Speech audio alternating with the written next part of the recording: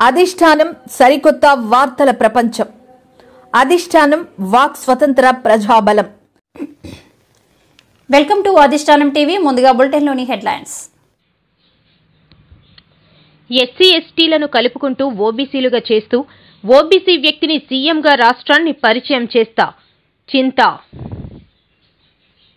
YCP నేత జగన్ మాదిరిగా చలి గురించి సాకులు చెప్పలేదు.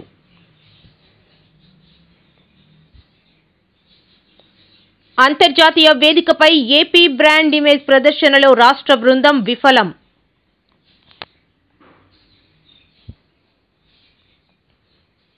చిరు వ్యాపారస్తులకి గుర్తింపు కార్డులు ఇవ్వాలని నిరసన ఏర్పాటు.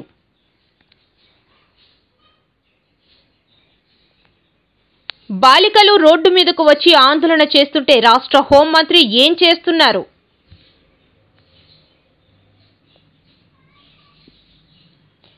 విశాఖ స్టీల్ ప్లాంట్ కార్మికులు నిర్వహిస్తున్న దీక్ష శిబిరాన్ని సందర్శించిన Lakshminarayana.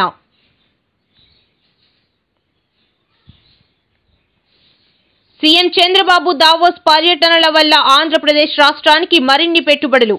AP fibre chairman. Yuvagalam ద్వారా లోకేష్ తన నాయకత్వ ప్రతిభను చాటుకున్నారు. మంత్రి నారా లోకేష్ జన్మదినం సందర్భంగా ఎమ్మెల్యే గణబాబు ఆధ్వర్యంలో కబడ్డీ పోటీలు.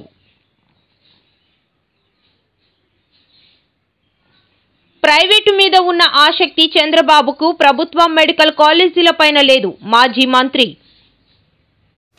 ఎస్సీ ఎస్టీలను కలుపుకుంటూ ఓబీసీలుగా చేస్తూ ఓబీసీ వ్యక్తిని సీఎంగా రాష్ట్రాన్ని పరిచయం చేస్తా చింత. ఎస్సీ వర్గీకరణపై చంద్రబాబు నాయుడు ప్రభుత్వం ఒక్క అంగుళం ముందుకెళ్లిన శ్రీకాకుళం నుంచి కర్నూలు వరకు ఉన్న ఎస్సీలను ఓబీసీలను కలుపుతాను, రాజ్యాధికారం దిశగా తీసుకువెళ్తాను, కాంగ్రెస్ పార్టీ బ్లెస్సింగ్స్ తీసుకుంటాను అన్నారు. ఆంధ్ర రాష్ట్ర విభజన వల్ల చాలా మంది అంటారు ఢిల్లీ వాళ్ళు చేసిన పని ఆంధ్రప్రదేశ్ రాష్ట్రం కానీ కాదు. చాలా మందికి తెలియదు. నేను చెప్తున్నా, ఆంధ్రప్రదేశ్ రాష్ట్ర విభజనకు దళిత విభజనకు దగ్గర సంబంధం ఉంది. దళితులను విభజనకు నువ్వు ఎప్పుడు పూనుకున్నావో తెలుగుదేశం పార్టీ పుట్టినప్పుడే నేను విన్నాను. నా మాటల్లో తర్వాత నేను ఉపేంద్ర అనేవాడు, నాతో అనేవాడు, నేను విన్నాను 4-5 సార్లు. ఈయన విభజన చేసి పార్టీకి లాభం చేయాలి అనేవాడు. నేను నవ్వేవాడిని, నష్టపోతాము అని అనేవాడిని. ఎందుకు చెప్తున్నానంటే దళిత విభజన వల్లే రాష్ట్ర విభజన, ఆంధ్రప్రదేశ్ రాష్ట్రం విభజన జరిగింది. నాకైతే 1% కాదు కదా, 0.1% కూడా అనుమానం లేదు. ఎందుకు అవసరం ఏమొచ్చింది? వీళ్ళు నేను అంటున్నాను, అన్పార్లమెంటరీ వీళ్ళు ముడ్లో ఏళ్ళు పెట్టాల్సిన పని ఏమొచ్చింది మీకు? ఎందుకు? ఏం సాధించారు? హైదరాబాద్ పోతే బాధపడతా ఉన్నాం. ఏంది ఆడకపోతే ఏముంది? అంత సస్యశ్యామలం సిటీ ఏంది? ఇక్కడ ఏమున్నాయి? అమరావతి పోతే ఏం సాధించాం? వీళ్ళ జోలికి పోవద్దని నేను చంద్రబాబు నాయుడు గారికి సున్నితంగా, నాకు బాగా తెలుసు. ఆయన 50 సంవత్సరాలుగా ఆయన యూత్ కాంగ్రెస్ లో ఉన్నాడు, నేను యూత్ కాంగ్రెస్ లో ఉన్నాం తిరుపతిలో. మరి దీన్ని నేను నాకు చంద్రబాబు నాయుడు నాతో ఎంత బాగున్నా కూడా చేసే తప్పు నేను చూపించక తప్పది ఆపేసి నా మాట విను. సెన్సస్ ని జరపాల్సింది రిజిస్ట్రార్ జనరల్ ఆఫ్ ఇండియా, అతను తీయాలి సెన్సస్. ఈ సచివాలయాల్లో కూర్చొని మీసాలు రానటువంటి పిల్లకాయలు, పెళ్లి కాని పిల్లకాయలు చేస్తే అది కరెక్ట్ కాదు. మహాత్మా గాంధీ గారు స్వతంత్రం రాకముందు దేశంలో తిరిగారు. ఆయన 2 అంశాల గురించి ప్రస్తావించేవాడు. ఎప్పుడు మహాత్మా గాంధీ గారు 5 నిమిషాల కంటే ఎక్కువగా మాట్లాడేవారు కాదు. అందులో ఒక మొదటి అంశం దేశానికి స్వతంత్రం. రాష్ట్రానికి పెట్టుబడులను, పారిశ్రామిక సంస్థలను ఆకర్షించడానికి సీఎం చంద్రబాబు -డిగ్రీల చరణి కూడా లెక్క చేయకుండా దావోస్ పర్యటనకు వెళ్లారు. వైసీపీ నేత జగన్ మాదిరిగా చలి గురించి సాకులు చెప్పలేదు అని టీడీపీ పోలిట్ బ్యూరో సభ్యుడు వర్ల రామయ్య అన్నారు. ఆయన విలేకరులతో మాట్లాడుతూ, నారా లోకేష్ బాబు గారు తదితర బృందం దావోస్ వెళ్ళటం మనందరికీ తెలుసు. క్షణం తీరిక లేకుండా దావోసులో వారు పడిన శ్రమ,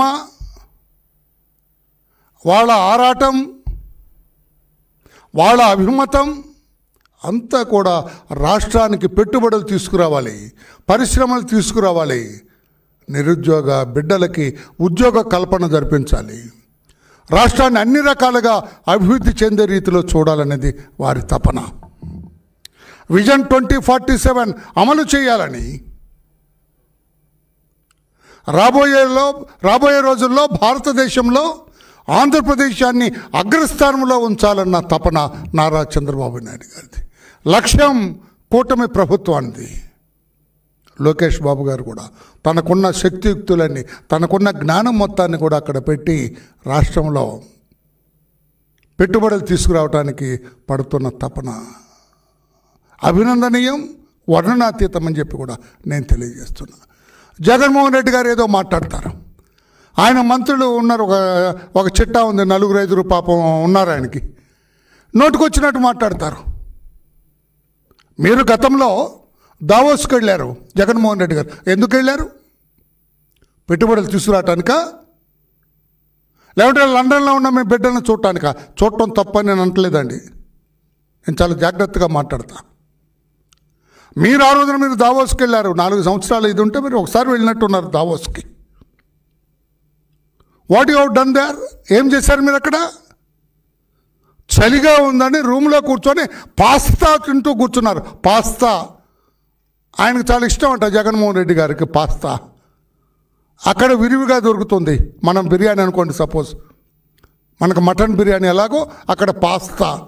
రూమ్లో పాస్తా తినుకుంటూ కూర్చుని నా ఆ పెట్టుబడులు జరిగే ఆ ప్రాంగణానికి వెళ్ళలేదు ఆయన. చలిగా ఉంది, అమ్మో ఇది ఎక్కడని. అది నేనంటున్న మాట కదా, వాళ్ళ మంత్రి అన్నాడు ఆ రోజున. ఐటీ శాఖ మంత్రి అమర్నాథ్ రెడ్డి అనుకుంటా, కుర్రాడు పాపం, నోటుకొచ్చినట్లుగా మాట్లాడతారు అర్థం పర్థం లేకుండా. అవునండి, ఎవరు వెళ్తారండి? -6 చలి ఉంటుందండి. స్నానం చేయటం చాలా ఇబ్బంది అండి. మేము ఇంతవరకు స్నానం చేయలేదండి దావోసులో 4 రోజులు అన్నాడు. దుంపదేగా దావోసులో స్నానం చేయలేదట అతనే అన్నాడు. రాష్ట్రానికి పెట్టుబడులను తీసుకువస్తామని దావోస్ వెళ్లిన ముఖ్యమంత్రి చంద్రబాబు బృందం తమ అసమర్థత కారణంగా ఖాళీ చేతులతో తిరిగి వస్తున్నారని మాజీ మంత్రి గుడివాడ అమర్నాథ్ ఆక్షేపించారు. అంతర్జాతీయ వేదికపై ఏపీ బ్రాండ్ ఇమేజ్ ప్రదర్శనలో రాష్ట్ర బృందం విఫలమైందని ఆయన గుర్తు చేశారు. తిరిగి వస్తున్నటువంటి నేపథ్యంలో అనేక సంవత్సరాలుగా దావోస్ పర్యటన అని చెప్పి వీరి తాలూకా పబ్లిసిటీకి ఆ కార్యక్రమాన్ని ఉపయోగించుకొని ఏ రకంగా రాష్ట్ర ప్రజల్ని మభ్యపెట్టారో, ఏ రకంగా రాష్ట్ర ప్రజల్ని వాళ్ళు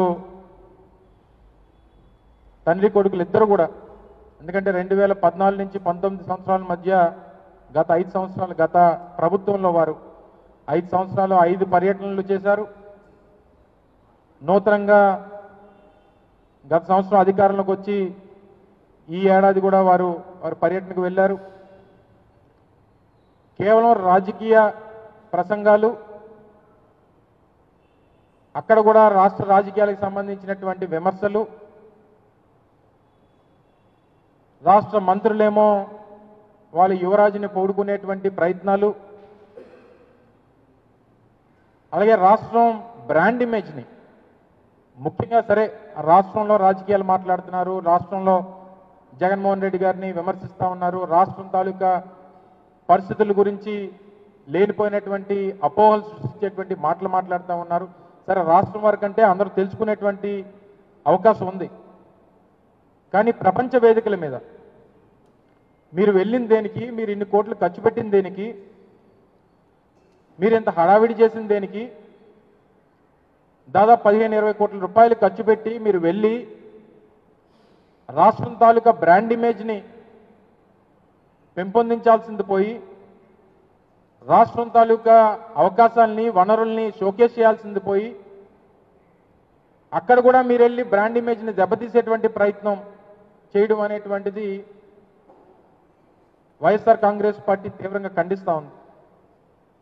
విశాఖ వ్యాలీ సమీపంలో గల ప్రభుత్వ బాలికల జువైనల్ హోం వద్దకు ఎమ్మెల్సీ వరద కళ్యాణి చేరుకున్నారు. హోం ముందు ఆందోళన చేపడుతున్న బాలికలను సమస్యలను అడిగి తెలుసుకున్నారు.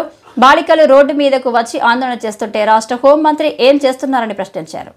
ప్రభుత్వ బాలికల వసతి గృహం నిన్నటి నుంచి 5 అమ్మాయిలు ఇలా బయటికి కూడా వచ్చి వాళ్ళ ఆవేదన వ్యక్తం చేస్తూ ఉన్నారు. ప్రభుత్వం దీని మీద తక్షణమే స్పందిస్తే బాగుంటుంది. ఎందుకంటే ఆడపిల్లలు ఎంత ఘోరంగా బయటకు వచ్చి ఎంత బాధపడుతూ ఉంటే చాలా చాలా బాధగా ఉంది, గుండె తరుక్కుపోతుంది. మరి వాళ్ళ సమస్యకి ఒక పరిష్కారం చూపించాలి కదా. మరి హోమ్ మినిస్టర్ గారు ఆవిడ ఒక మహిళ, ఈ విశాఖపట్నం జిల్లాకు చెందిన ఆవిడ, విశాఖపట్నంలోనే ఉంటున్నారు. ఇలాంటి సంఘటనలు జరిగినప్పుడు వచ్చి అసలు ఏం జరిగిందో ఎంక్వైరీ చేయాలి కదా. ఏమంటే ఒక స్టేట్మెంట్, పిఆర్ఓతో ఒక స్టేట్మెంట్ పంపించేస్తారు ఆవిడ. వీళ్ళు ఎంత బాధ లేకపోతే ఇలా గోడ దూకి రావడం చేస్తారు. చేతులకు కూడా వాళ్ళు కోసుకున్నారు అంటే వాళ్ళు ఎంత ఆవేదన చెందుతూ అలాంటి పనులు చేస్తూ ఉన్నారో మనం అర్థం చేసుకోవచ్చు. అసలు ఇన్ని రోజులుగా వీళ్ళ ఆహారం బాగోలేదని, ఇక్కడ వాళ్ళకి నచ్చలేదు, డిఫరెంట్ రీజన్స్తో వాళ్ళ సొంత వాళ్ళ దగ్గరికి వెళ్ళిపోతామని చెప్పినప్పుడు ఆ సమస్యకు ఒక పరిష్కారం చూపించాల్సిన బాధ్యత ప్రభుత్వం మీద ఉంది కదా. ప్రభుత్వం ఎందుకు ఎంత నిర్లక్ష్యంగా వ్యవహరిస్తుంది ఈ ఆడపిల్లల సమస్యల మీద? ఎంత దారుణంగా వాళ్ళు గోడెక్కి నిన్న దూకారంటే ఎంత ఇబ్బంది పడుతూ ఉన్నారో అనేది మనం అర్థం చేసుకోవాలి. మానవతా దృష్టితో ఆలోచించాల్సిన అవసరం ఉంది కదా. ప్రతి నెల జడ్జి గారు వస్తారు అని తెలిసింది.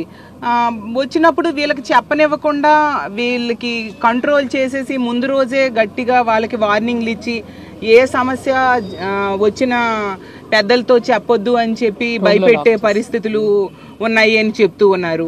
ఆహారం చాలా దారుణంగా ఉంది అని చెప్తూ ఉన్నారు. ఇలాంటప్పుడు ప్రభుత్వం తక్షణమే స్పందించాలి, వాళ్ళ సమస్యకు పరిష్కారం చూపించాలి. నెలల తరబడి వాళ్ళు ఇబ్బందులు పడుతూ ఉంటే వాళ్ళకి బలవంతంగా ఇక్కడ ఉంచేస్తే ఏంటి ఇదా సమస్యకు పరిష్కారం? ఇంత సంఘటన జరిగినప్పుడు అసలు నిజంగా సభ్య సమాజం సిగ్గుతో తలదించుకోవాలి. ఇంతమంది ఆడపిల్లలు ఇలా బయటకు వచ్చి కొందరు చేతుల మీద కూడా కోసుకొని మేము వెళ్ళిపోతాము అని చెప్తున్నారంటే ఎంత కఠినమైన పరిస్థితులు లోపల ఉన్నాయి అనేది మనం అర్థం చేసుకోవాలి. కాబట్టి ఖచ్చితంగా ఈ సంఘటన మీద హోమ్ మినిస్టర్ రావాలి. మేము డిమాండ్ చేస్తున్నాం, హోమ్ మినిస్టర్ రావాలి ఇక్కడికి. ప్రతిసారి స్టేట్మెంట్స్ ఇస్తున్నారు కదా, ఎందుకు ఆ స్టేట్మెంట్స్? ఏ సమస్య పరిష్కారం అవుతుంది? అలాగే ఒక మహిళా ఐపీఎస్ అధికారితో విచారణ చేయించాలి. ఇలాంటి సంఘటనలు జరిగినప్పుడు ఒక మహిళా ఐపీఎస్ అధికారితో విచారణ జరిపించాలి, వాళ్ళ సమస్యకు పరిష్కారం చూపించాలి. నెలల తరబడి వాటిని సాగదీస్తూ ఉంటే వాళ్ళ జీవితాలు ఏమైపోతాయి? ఎంతసేపు నిర్లక్ష్యమేనా? ప్రభుత్వానికి బాధ్యత లేదా? ఎంతమంది ఆడపిల్లలు, 60 మందికి పైగా ఆడపిల్లలు ఈ హోంలో ఉన్నారు. ఎంతమంది ఉన్నా ఇలాంటి హోంలో ఇలాంటి సంఘటన జరిగినప్పుడు తక్షణమే స్పందించి ఒక మహిళా ఐపీఎస్ అధికారిని అపాయింట్ చేసి దాని మీద విచారణ జరిపించడం లాంటివి చేయాలి కదా. ఇన్ని రోజులుగా జరుగుతున్నా ఎందుకు దీనికి పరిష్కారం వీళ్ళు చూపించట్లేదు? ఎంతసేపు నిర్లక్ష్యమే. ఈరోజు పెందుర్తి నియోజకవర్గం వేపకుంట 95వ వార్డు ఏఐటీయూసీ శ్రీ ముత్యామాంబ చిరు వ్యాపారస్తులు సంఘం జీవీఎంసీ జోన్ 8 పోలీసులు వ్యాపారస్తులు బళ్లను ధ్వంసం చేస్తున్నారని, చిరు వ్యాపారస్తులకి గుర్తింపు కార్డులు ఇవ్వాలని నిరసన ఏర్పాటు చేశారు. సుప్రీంకోర్టు గైడ్లైన్స్ ప్రకారం చిరు వ్యాపారస్తులందరికీ ఆకర్షణ ఏర్పాటు చేయాలి. చిరు వ్యాపారస్తులందరికీ జీవోత్సవ వారికి గుర్తింపు కార్డులు మంజూరు చేయాలి. జీవీఎంసీ వారు వెంటనే గుర్తింపు కార్డులు మంజూరు చేయాలి. చర్యలు పోలీసు వారు జీవీఎంసీ వారు మానుకోవాలి.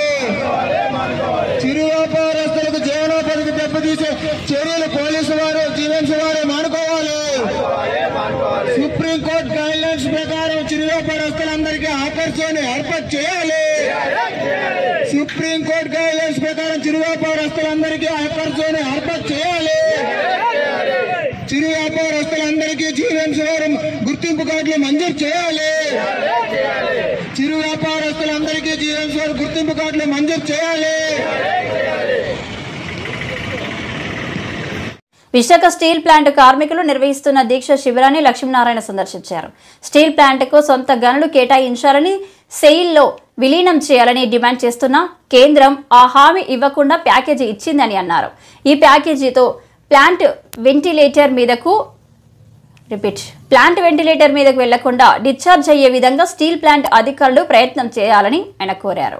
ప్రభుత్వం 11,440 కోట్ల ప్యాకేజీ ప్రకటించిన తర్వాత ఈ రోజు స్టీల్ ప్లాంట్ కి వచ్చి ముఖ్యంగా నాయకులందరినీ కూడా ఈరోజు కలవడం జరిగింది. అయోధ్యరామ్ గారు, ఆదినారాయణ గారు, తర్వాత వచ్చేసి మంత్రి రాజశేఖర్ గారు, శ్రీనివాస్ గారు, అప్పారావు గారు, వీరందరినీ కూడా కలవడం జరిగింది. ఇప్పుడు ఏం చేయాలి, ముందు ఎలా తీసుకువెళ్లాలన్న దాని గురించి అందరూ కార్మిక సంఘాలు కావచ్చు, మేం కావచ్చు, అందరూ కూడా ఆలోచిస్తున్నారు. ఎందుకంటే మొదటి నుంచి ప్రభుత్వాన్ని కోరుతున్నది ఏంటంటే స్వతంత్రంగా గనులు కేటాయించాలి, తర్వాత వచ్చేసి సెయిల్లో విలీనం చేయాలి, ఈ 2 డిమాండ్లు. కానీ ఈ 2 డిమాండ్ల గురించి ఎక్కువగా ఎక్కడా మాట్లాడకుండా 11,440 కోట్లు మీకు క్యాపిటల్ ఇన్ఫ్యూజ్ చేస్తాము ఈక్విటీ క్యాపిటల్ గా అని వాళ్ళు చెప్పడం జరిగింది. మరి ఈ పరిస్థితులలో ప్లాంట్ ని ముందుకు ఎలా తీసుకువెళ్లాలన్నది ఇప్పుడు, అందుకనే the ball is in our court అన్నది మాట్లాడతాను నేను. దాన్ని ఎలా ముందుకు తీసుకువెళ్లాలన్న దాంట్లో ప్రధానంగా అటు ప్రభుత్వాలు, కార్మిక సంఘాలు, తర్వాత ఎగ్జిక్యూటివ్, వీరందరూ కలిసి వాళ్ళకున్న సొల్యూషన్స్ మనం ఇవ్వగలగాలి. ఇందులో ముఖ్యంగా 10,300 కోట్లు, 11,400 కోట్లు ఫైనల్ గా ప్లాంట్ ని టోటల్ గా రివైవ్ చేయాలి. అందుకనే నేను ఏమన్నా వెంటిలేటర్ మీద ఉన్న పేషెంట్ ని ఐసీయూలోకి షిఫ్ట్ చేసి, ఇప్పుడు ఐసీయూలో ఉన్న పేషెంట్ మళ్ళీ వెంటిలేటర్ కు వెళ్లకుండా వార్డుకు వచ్చి డిశ్చార్జ్ అయ్యే విధంగా మనం ప్రయత్నించాలన్నది టీమ్ ఆఫ్ డాక్టర్స్ మీద, అంటే ఇక్కడ ఉన్న మేనేజ్మెంట్ మీద వాళ్ళకున్న బాధ్యత. దీనికోసం ఏం చేయాలి అన్న దాంట్లో ముఖ్యంగా మనం ఆలోచించాలి. ఎందుకంటే ఆగస్టు కంతా 3వ బ్లాస్ట్ ఫర్నెస్ రెడీ చేయమన్నారు, దానికి సంబంధించిన విషయాలు, తర్వాత ఫుల్ కెపాసిటీలో పనిచేయించడం, తర్వాత ఏంటంటే వాలంటరీ రిటైర్మెంట్ ఇవ్వడం వల్ల సుమారుగా ఒక 1000 మంది, ఆ తర్వాత త్వరలోనే ఒక 3,000 మంది. ఎప్పుడైతే మీరు 7.3, 7.5కి వెళతారో మనకు మ్యాన్ పవర్ కావాలి. కాబట్టి ఆ మ్యాన్ పవర్ కోసం వెంటనే రిక్రూట్మెంట్ ఒకటి చేయాలి. తర్వాత మన ఆర్ కార్డు హోల్డర్స్ ఎవరైతే ఉన్నారో, నిర్వాసితులు ఎవరైతే ఉన్నారో వారిని తీసుకోవాలి. తర్వాత మీరు చూసుకుంటే ఇక్కడ 15 ఎగ్జిక్యూటివ్ డైరెక్టర్ల పోస్టులు ఉంటే ఒకటి కూడా లేదు. తర్వాత సీఎం చంద్రబాబు దావోస్ పర్యటనల వల్ల ఆంధ్రప్రదేశ్ రాష్ట్రానికి మరిన్ని పెట్టుబడులు వస్తున్నాయని ఏపీఎస్ఎఫ్ఎల్ చైర్మన్ జీవీ రెడ్డి ఉద్ఘాటించారు. తండ్రి సీఎం అయినప్పటికీ మంత్రి నారా లోకేష్ సొంత కాళ్లపై నిలబడి ఎదిగారని తెలిపారు. విద్యా మంత్రిగా ఆ శాఖలో విప్లవాత్మక మార్పులు తెచ్చారని చెప్పారు. ఏపీఎస్ఎఫ్ఎల్ కు పెట్టుబడులు వస్తున్నాయన్నారు. ఘోరాల నేరాలు జరగడం జరిగింది. అంటే ప్రభుత్వ రంగ సంస్థలు ఇలాంటివి ఇంత ఘోరాల నేరాలు కూడా చేస్తారా, ఊహ కూడా అందనంత దారుణంగా చేయడం జరిగింది. అవన్నీ కూడా నేను డెఫినెట్గా ఒక్కొక్కటి ప్రజల ముందుకు తీసుకొస్తాను. అదేవిధంగా సంస్థను కూడా అభివృద్ధి పదంలో తీసుకెళ్తాము డెఫినెట్గా. పెట్టుబడులు అంటే సిస్కోకు సంబంధించి ఈరోజు శ్రీ నారా చంద్రబాబు నాయుడుతో కలిసి వాళ్ళు చర్చించడం జరిగింది. దాంతో మాకు అవర్ ఛానల్ పార్ట్నర్స్ అనమాట సిస్కో సంస్థ వాళ్ళు. సో దానికి సంబంధించి ఉంటుంది. సో ఈ మొత్తం కూడా ఏది వచ్చినా కూడా మేము మా సంస్థ లింక్ ఉంది.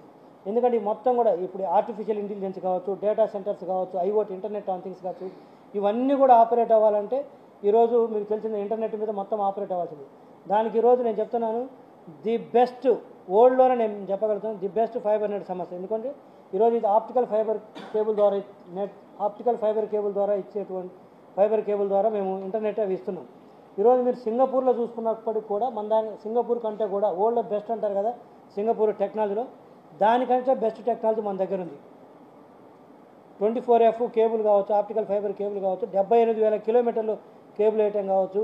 ప్రతి గ్రామానికి, మారుమూల గ్రామాలకు కూడా దాదాపు 16,000 పైగా చిలుకున్న గ్రామాలకి, ప్రతి గ్రామానికి కూడా ఈ ఆప్టికల్ ఫైబర్ కేబుల్ వేయడం జరిగింది. ది బెస్ట్ ఇంటర్నెట్ స్పీడ్ కూడా ఇస్తాము. సో అందుకని చెప్పేసి ఎక్కడ ఎవరితో పోల్చుకున్నా కూడా మంది బెస్ట్. సో ఈరోజు రాష్ట్రంలో ఏ పరిశ్రమ పెట్టినా కూడా మొత్తం కూడా నడవాల్సింది ఇంటర్నెట్ మీద, ఐఓటీ మీద, డేటా సెంటర్స్, ఆర్టిఫిషియల్ ఇంటెలిజెన్స్ భవిష్యత్తులో. కాబట్టి వాటన్నిటికి కూడా ఫౌండేషన్ లాంటిది మా సంస్థ. వాటన్నిటికి కూడా మా సర్వీస్ని కూడా విస్తరిస్తాం.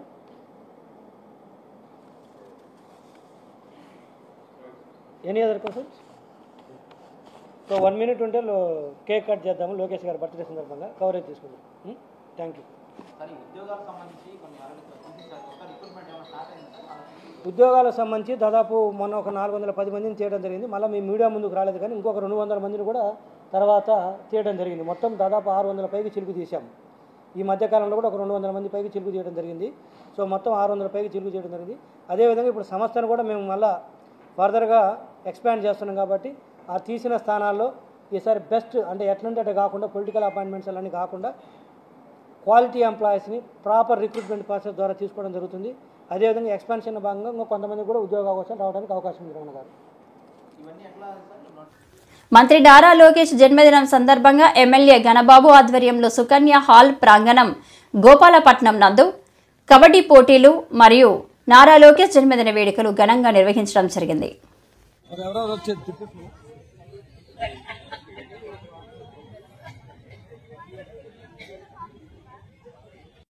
ఇన్నోవేటివ్ గా చేస్తారు. ఎక్కడ కుదిరినా సరే క్రీడలను తీసుకొస్తారు. ఇవాళ ఒక ఎగ్జిబిషన్ కబడ్డీ మ్యాచ్ పెట్టడం అనేది చాలా మంచి ఐడియా. నాకు కూడా ప్రోగ్రామ్ లేకపోతే పూర్తిగా మ్యాచ్ ఇక్కడే చూసుండే వాళ్ళం. చాలా బాగా ఆడుతున్నారు ప్లేయర్స్ కూడా. Very happy to see you. And membership లో మొదటిసారి మెంబర్షిప్ స్టార్ట్ అయ్యే ముందు నేను 50 లక్షలు రీచ్ అవుతే బాగా అచీవ్ చేసినట్టు నేను భావించాను. ఇవాళ రాష్ట్రంలో 5 కోట్ల జనాభా ఉంటే దాంట్లో 4 కోట్ల మంది ఇన్సూరెన్స్ ఓటర్లు ఉంటే 1 కోటి మంది మెంబర్షిప్ దాటేసిన ఘనత ఇవాళ తెలుగుదేశం పార్టీ లోకేష్ అనే నాయకత్వంలో వచ్చింది. సో ఇంకా మీరందరూ ఎంజాయ్ చేస్తున్నారు కాబట్టి అన్న గురించి పొద్దు నుంచి ఇప్పుడు దాకా మాట్లాడుకుంటూ వచ్చాను. మీరందరూ మ్యాచ్ ఎంజాయ్ చేస్తున్నారు. మ్యాచ్ మీరు చూడాలనే ఉద్దేశంతో స్పీచ్ ఎక్కడితో నేను ముగిస్తున్నాను. Thank you very much. ప్రభుత్వం ఇస్తుందో అలాంటి అర్జున అవార్డు విశాఖ నుంచి అయినటువంటి వ్యక్తులు జయరాం గారు ఇక్కడే ఉన్నారు.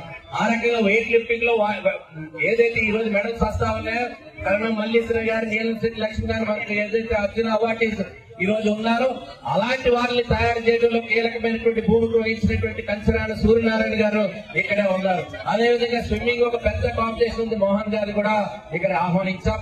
మరి ఈ వీరికి కూడా సత్కరించుకున్న తర్వాత తెలుగుదేశం పార్టీ అనగానే లోకేష్ గారు పేరు వినగానే ఫస్ట్ గుర్తొచ్చేది కార్యకర్తల సంక్షేమం. ఆ కార్యకర్తల సంక్షేమాన్ని ఏ రకంగా చేయాలనుకున్నప్పుడు ముందు మెంబర్షిప్ డ్రైవ్, ఒకప్పుడు ఎన్టీ రామారావు ఉండేటప్పుడు మెంబర్షిప్ అనేటువంటిది ఒక రసీదు రూపంలో చేసేవాళ్ళం. తర్వాత చంద్రబాబు నాయుడు గారు వచ్చినాక దాని టెక్నాలజీని జోడించి మెంబర్షిప్ జరుపుకునేవాళ్ళం.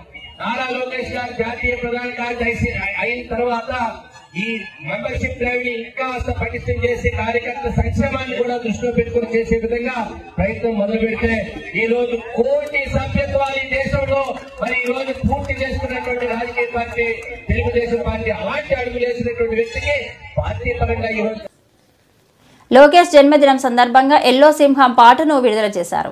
ఈ సందర్భంగా పల్లా శ్రీనివాసరావు మాట్లాడుతూ టీడీపీ సభ్యత్వం 1 కోటి మందికి చేరుకోవడం చాలా ఆనందంగా ఉందని అన్నారు. టీడీపీ ప్రధాన కార్యదర్శి పదవి లోకేష్ చేపట్టిన తర్వాత కార్యకర్తలకు మరింత ధైర్యం వచ్చిందని తెలిపారు. యువగలం ద్వారా లోకేష్ తన నాయకత్వ ప్రతిభను చాటుకున్నారని పల్లా శ్రీనివాసరావు ఉద్ఘాటించారు.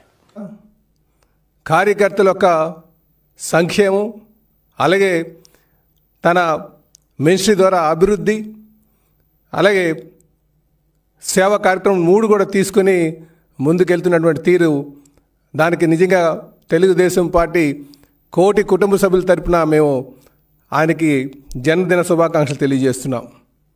ఈరోజు మీరు తెలుగుదేశం పార్టీ కానీ తీసుకుంటే అనుభవం ఉన్నటువంటి నాయకత్వం చంద్రబాబు నాయుడు గారి ద్వారా అలాగే యువ నాయకత్వం లోకేష్ బాబు ద్వారా ఉందని చెప్పి ఈ సందర్భంగా తెలియజేస్తున్నాం.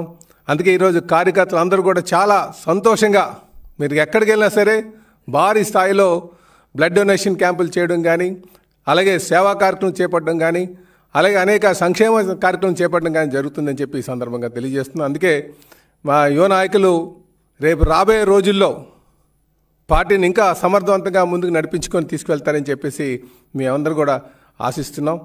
అలాగే ఈరోజు చెప్పాలంటే తెలుగుదేశం పార్టీ కీర్తిశేషులు నందమూరి తారక రామారావు గారు స్థాపించినటువంటి ఈ పార్టీ గడిచిన 30 సంవత్సరాలుగా మరి అనుభవం ఉన్నటువంటి నాయకులు చంద్రబాబు నాయుడు గారు వారు బుధస్కంధాలపైన పార్టీని వేసుకొని మరి నడిపించినటువంటి తీరు అందరికీ తెలిసిందే.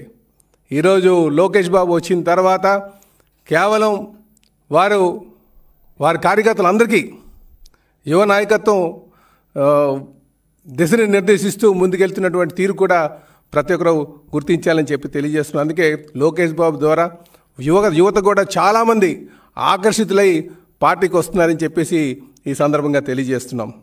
అలాగే ఈరోజు లోకేష్ బాబు సుమారు యువగలం ద్వారా 3000 ప్రైవేటు మీద ఉన్న ఆసక్తి చంద్రబాబుకు ప్రభుత్వ మెడికల్ కాలేజీలపైన లేదని మాజీ మంత్రి అప్పలరాజు ఆగ్రహం వ్యక్తం చేశారు. కేంద్రంతో భాగస్వామ్యం ఉండి కూడా చంద్రబాబు మెడికల్ కాలేజీలు తీసుకురాలేదని మండిపడ్డారు. మాకు మెడికల్ సీట్లు వద్దని లేఖ రాసిన ఏకైక ప్రభుత్వం చంద్రబాబు ప్రభుత్వం అంటూ కీలక వ్యాఖ్యలు చేశారు. చర్యలు తీసుకోవటం జరిగింది. మరి మొన్ననే ప్రభుత్వం మారింది, మన అందరం చూసాం.